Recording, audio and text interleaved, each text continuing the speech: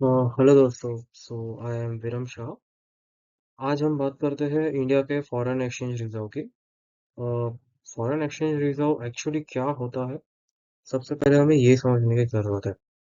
Foreign exchange reserve ये चीज़ होती है कि आपकी central bank, in case of India हमारे पास रिजर्व बैंक ऑफ इंडिया है। तो रिजर्व बैंक ऑफ इंडिया के पास कितना फॉरेन करेंसी सेविंग्स में उनके पास रिजर्व में पड़ा है। इससे क्या होता है कि जब भी कंट्री पे कोई मुसीबत आती है या कंट्री को कोई अनएक्सपेक्टेड खर्चा करना होता है, कंट्री को नॉर्मली ट्रेड करना होता है दूसरे देशों के साथ, जैसे Bharat USA, Bharat China, Bharat and let's say European countries, African countries, middle eastern countries, इनके साथ हमारा ट्रेड होता है। जब उनसे हम खरीदते हैं, जब हमें उनको बेचना होता है, तो उस समय हमें उनके साथ एक बैलेंस ऑफ पेमेंट मेंटेन करके रखना होता है। हमें उनसे उनको पैसा देना है, उनसे हमें पैसे वापस लेने हैं। तो वो जो पूरा का पूरा रिजर्व मेंटेन होता है, वो रिजर्व बैंक ऑफ इंडिया के पास मेंटेन होता है। सो फॉरेन करेंसी रिजर्व को शॉर्ट में हम फॉरेक्स रिजर्व भी कह सकते हैं।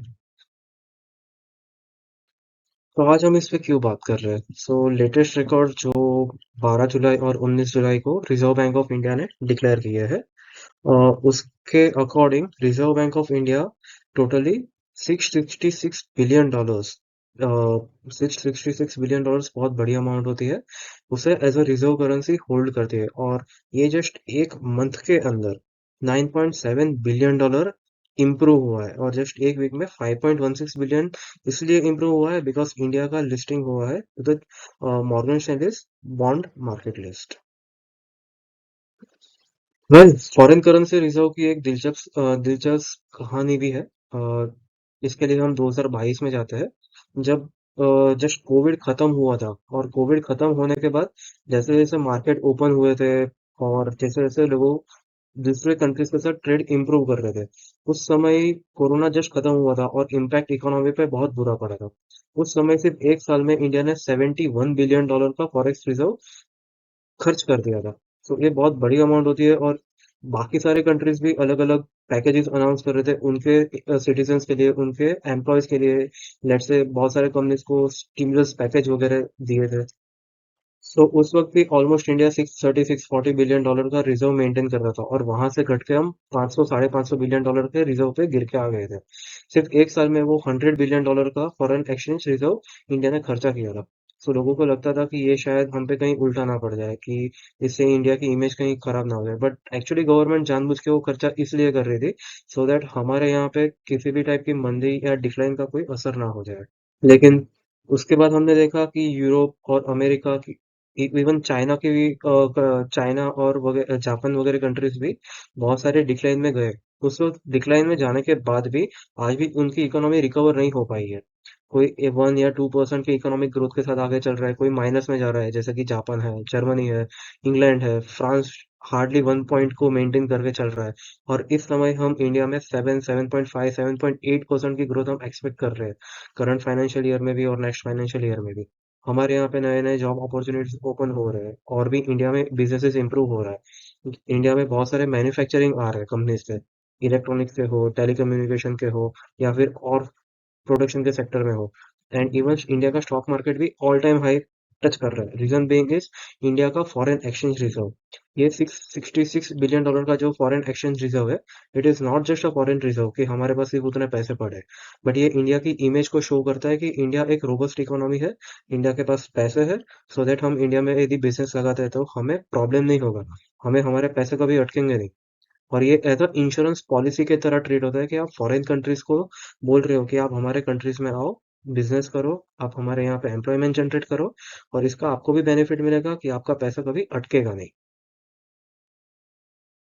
अब हम ये जानने की कोशिश करते हैं कि फॉरेन एक्सचेंज रिजर्व में एक्चुअली में क्या होता है। ये स्क्रीनशॉट मैंने रिजर्व बैंक ऑफ इंडिया के वेबसाइट से लिया है, और ये एवरी वीक वहाँ पे पब्लिश होता है डेटा, कि एक्चुअली हमारे पास फॉरेन एक्सचेंज रिजर्व में होता क्या है। तो टोटल यहाँ पे जानने के लिए हमारे पास चार फॉरेन एसेट होते हैं। First is foreign currency asset. Foreign currency asset ये होता है कि हमारे पास दूसरे कंट्रीज के करेंसी, यानी कि उनके कौन से टाइप के पैसे हमारे पास पड़े हैं। ये हार्ड कैश के फॉर्म में भी होता है, मतलब उनके और दूसरे बैंक के जो बैंक अकाउंट्स मेंटेन होते हैं उसमें एज अ पैसे, एज अ सेविंग पैसे यू कैन से कि वो एज अ कैश पड़ा है उनके पास, जो कभी भी वो विड्रॉ कर सकते हैं, कभी भी यूज कर सकते हैं। इसके अंदर टी बिल्स भी होते हैं, जैसे ट्रेजरी बिल्स कहते हैं या फिर गवर्नमेंट बॉन्ड्स भी कहते हैं। ये दोनों में माइनर डिफरेंस होता है, गवर्नमेंट बॉन्ड्स और ट्रेजरी बिल्स। बट ये भी फॉरेन करेंसी एसेट के अंदर कैलकुलेट होता है। सो फॉरेन करेंसी एसेट की जो वैल्यू है वो 585 बिलियन डॉलर्स है, 585 अरब डॉलर्स। फिर सेकंड होता है gold. So Reserve bank of India around 700-800 KGs of, sorry 700-800 tons of gold maintain करता है, जिसका करंट वैल्यू 58.6 बिलियन डॉलर्स है, 58.6 अरब डॉलर्स। ये भी बड़ी इंडिया की रोबस्ट इमेज को शो करता है। यदि कल को किसी को इंडिया के करेंसी पे भरोसा नहीं रहता, तो हम ये कह सकते हैं कि हमारे पास इतना गोल्ड पड़ा है। और gold as a reserve format thousands of year से चलते आ रहा है। सो पहले के जमाने में भी गोल्ड में ट्रेड होता था कि आप हमें इतना सामान दो, between two states, you can से दो राज्यों के बीच में, या फिर दो देशों के बीच में भी, जहाँ पे वो गोल्ड से ट्रांजेक्शन करते थे, सिल्वर से या प्रीशियस मेटल से ट्रांजेक्शन करते थे। थर्ड ऑप्शन आता है एचडीआर। एचडीआर बेसिकली करेंसी नहीं होता, बट ये स्पेशल ड्राइंग राइट्स है from IMF. So IMF, Indian sorry international monetary funds, उस एक बड़ा वर्ल्ड ऑर्गेनाइजेशन होता है जहाँ पे हर एक कंट्री मेंबर होती है। तो उनको भी एक स्पेशल पोजीशन दिए होते हैं। सो इंडिया की पोजीशन के according India 18.1 billion dollar HDR maintain करता है। और आईएमएफ के पास एक रिजर्व पोजीशंस होती है, वहां पे India 4.6 billion dollars reserve maintain करके रखता है। सो ये टोटल चार different types of foreign assets, sorry different types of asset होती है, जो हम लोग मेंटेन करके चलते हैं अपने फॉरेन एक्सचेंज रिजर्व्स में। और ये बेसिकली रिजर्व पोजीशन रहता है रिजर्व बैंक ऑफ इंडिया के पास। So Reserve bank of India basically government entity है, so you can say government का पैसा है, बट एक्चुअली गवर्नमेंट डायरेक्टली इसे कंट्रोल नहीं कर सकती।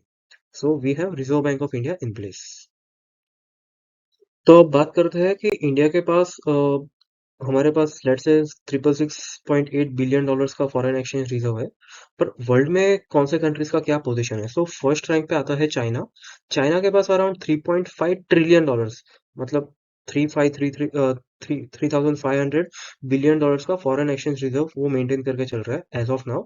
सेकंड आता है Japan, which is on 1.8 trillion dollars, that is 1800 billion dollars. तीसरे नंबर पे आता है स्विट्जरलैंड, जिसके पास 795 बिलियन डॉलर्स का फॉरेन एक्सचेंज रिजर्व है। और इंडिया अब फोर्थ रैंक पे आ गया है, दैट इज 666, 666.8 बिलियन डॉलर्स। तो यहाँ से हमारा टारगेट एज अ कंट्री ये होना चाहिए कि हम यहाँ से आगे बढ़ेंगे, स्विट्जरलैंड को भी पीछे करेंगे अराउंड 800 बिलियन डॉलर्स को अचीव करके। और ultimately by end of this decade we should target for 2 trillion dollars of foreign exchange reserves. तो ये शो करता है इंडिया कितना रीच होता है, कितना हमारे पास पैसा है, कितना हमारे पास स्टेबिलिटी है, सो दैट वर्ल्ड के सारे बिजनेसेस यहाँ पे आ सके। इंडिया के अंदर different job opportunities, different business opportunities open हो सकती है। तो ये इंडिया के लिए बड़ी पॉजिटिव चीज होगी। इसी नोट के साथ मैं एंड करता हूँ। जय हिंद, जय Bharat, and thank you so much for watching this video. Please like, share and subscribe. Thank you so much.